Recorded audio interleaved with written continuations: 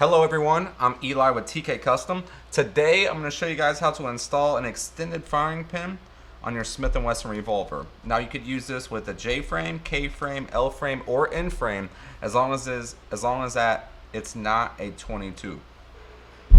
First things first, let's take the side plate off. And if you guys are interested, there'll be a link in the description below. 1 screw, 2 screw, and the yoke screw. We'll go ahead and pull all 3. I am using a number 3 screwdriver, Brownell screwdriver.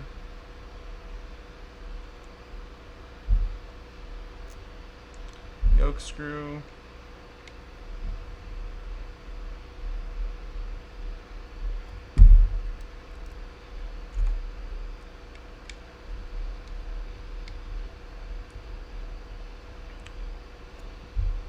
So we have the 3 side plate screws out.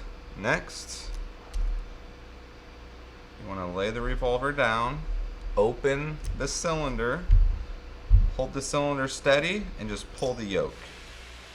You don't want the cylinder to hit your frame.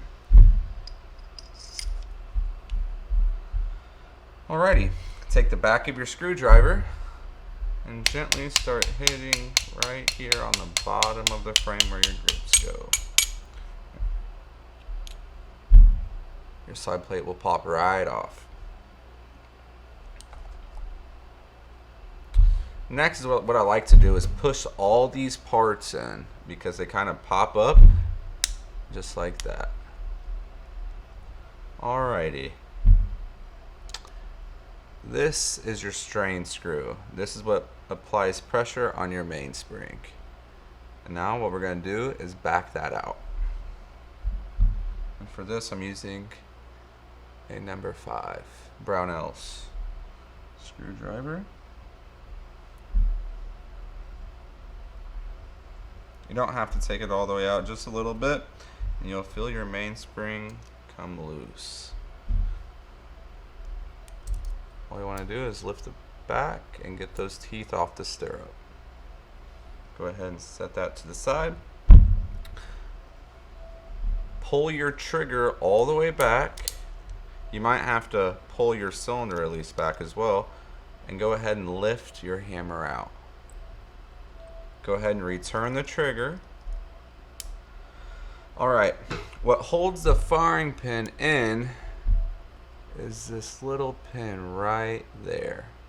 All you're going to have to do is take your pair of needle nose pliers and pull directly up on that pin. And I actually like to cover the back of the firing pin so it doesn't pop back up at you. So we're going to go ahead and lay that flat, and we're just going to pull directly up on that pin. And the pin's right there. Go ahead and turn the revolver over, and you should have a spring and a firing pin. Now, in this firing pin kit, you get an extended firing pin and a reduced firing pin spring. Alright, now on this firing pin there's a cutout. The cutout points towards the rebound slide, which is right here. And the pin rides in that slot right there. So the first thing you want to do is take your spring, put it on the front nose of the firing pin, like that. And put it in the firing pin hole with the cutout pointing down towards the rebound slide. And if you don't get it perfect, that's okay. You could use like your leaf spring or something to straighten it out. And it should look like that.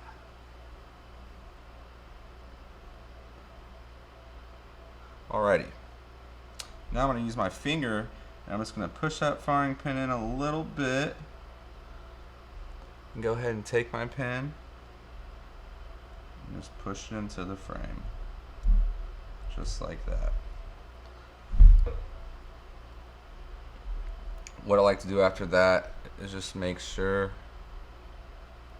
There's no burrs in there, and it just feels nice and smooth going through that frame, if you can see.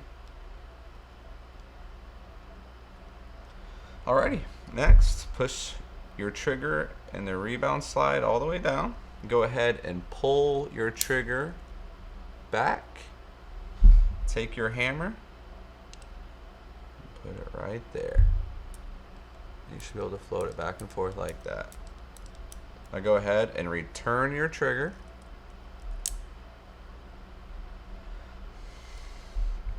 Next is the mainspring. The teeth go on this little stirrup right here on the back of the hammer.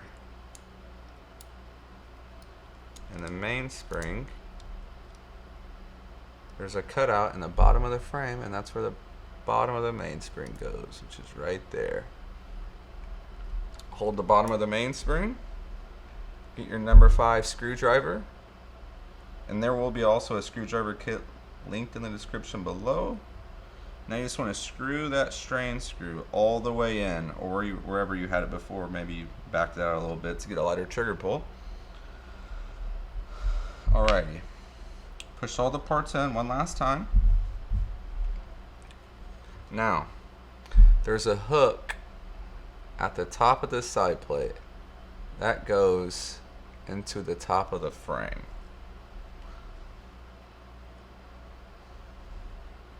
And you guys should not use a hammer. This should just be press fit with your fingers. Just like that. And how you know you have it right is if it sits flush with the frame, just like that.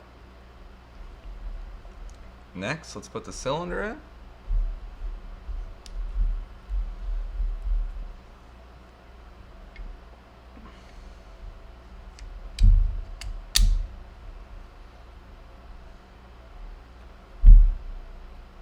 Yoke screw.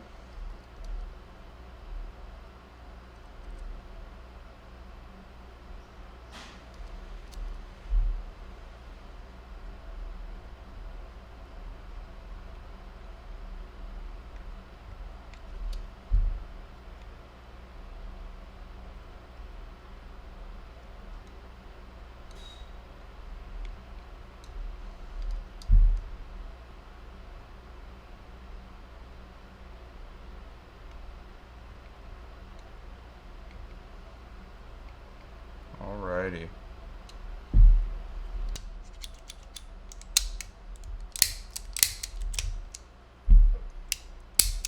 And that is how you install an extended firing pin on a Smith and Wesson revolver. Thank you guys for watching.